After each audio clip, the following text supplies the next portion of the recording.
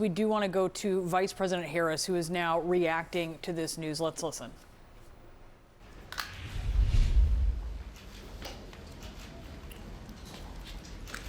Today, Israel confirmed that Yahya Sinwar, the leader of Hamas, is dead, and justice has been served. And the United States, Israel, and the entire world are better off as a result.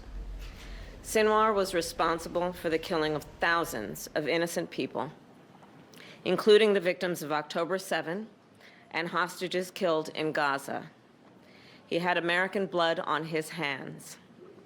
Today, I can only hope that the families of the victims of Hamas feel a sense and measure of relief. Sinwar was the mastermind of October 7, the deadliest day for the Jewish people since the Holocaust. A terrorist attack that killed 1,200 innocent people and included horrific sexual violence and more than 250 hostages taken into Gaza, including 7 Americans, living and deceased, who remain in captivity. A terrorist attack that triggered a devastating war in Gaza, a war that has led to unconscionable suffering of many innocent Palestinians and greater instability throughout the Middle East. In the past year, American special operations and intelligence personnel have worked closely with their Israeli counterparts to locate and track Sinwar and other Hamas leaders. And I commend their work. And I will say, to any terrorist who kills Americans, threatens the American people, or threatens our troops or our interests, know this: we will always bring you to justice. Israel has a right to defend itself, and the threat Hamas poses to Israel must be eliminated. Today, there is clear progress toward that goal. Hamas is decimated, and its leadership is eliminated. This moment gives us an opportunity to finally end the war in Gaza. And it must end such that Israel is secure, the hostages are released, the suffering in Gaza ends, and the Palestinian people can realize their right to dignity, security, freedom, and self-determination. And it is time for the day after to begin, without Hamas in power. We will not give up on these goals, and I will always work to create a future of peace, dignity, and security for all. I thank you all. Is the U.S. asking Israel to enter war? All right, listening there to Vice President Harris reacting to this news that Yahya Sinwar is dead, killed by the IDF. And we do have CNN's MJ Lee at the White House, Clarissa Ward as well in London. Clarissa, of course, is one of the few Western journalists who has been in Gaza during the war. But MJ, I do want to go to you first. You have some new reporting about how families of American hostages being held by Hamas are reacting to news of the death of Sinwar.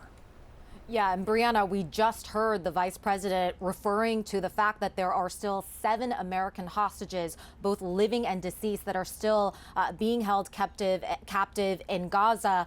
These families, including American Israeli hostages that have been taken into Gaza on October 7th, I mean, they are watching this development, the news of Yahya Sinwar's death, and they are worried sick. I was texting earlier with Ruby Hen. He is, of course, the father of Itai Hen, the young U.S.-Israeli American that was taken hostage and killed on October 7th, whose body has yet to be released. He was saying, we are very concerned terrorists in the field will do something irrational to the hostages they are holding. And he said time is of the essence. You know, to say the obvious, the thing that these hostage families want more than anything else is a ceasefire and hostages deal so that all of the hostages can be released. And for the past year, you know, this has been a nightmare situation for these families. Every day they are waking up hoping that there is some good news on the hostages front.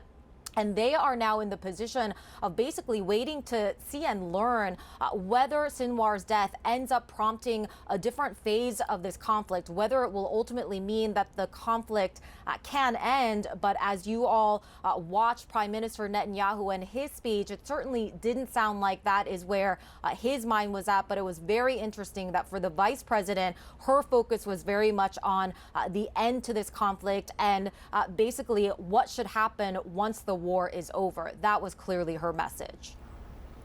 Clarissa, we noted your reporting from Gaza just a moment ago. I wonder what you think Yahya Sinwar's death means for the enclave, for Palestinians, and for the region more broadly.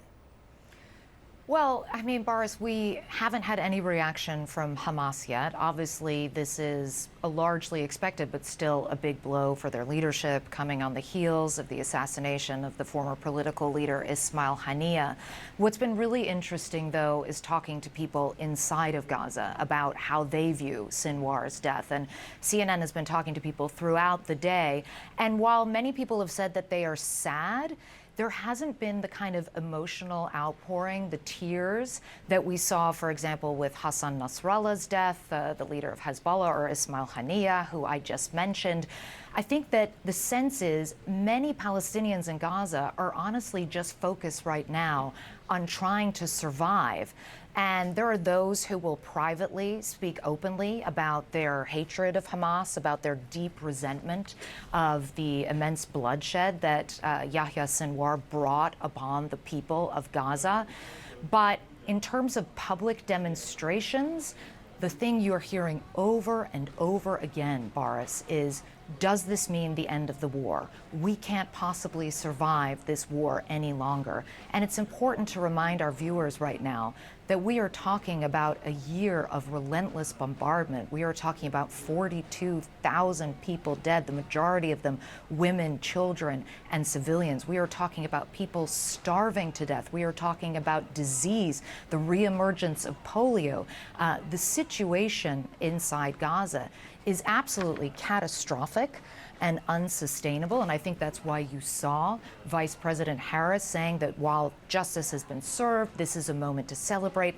This is also an opportunity, a pivotal moment potentially to try to get the hostages released, to try to end this war, to try to get that ceasefire in place. But when you listen to Prime Minister Netanyahu's speech, he talked a lot about needing to have patience. He talked about the challenges that remained. He alluded to the multiple fronts that Israel has opened across the region.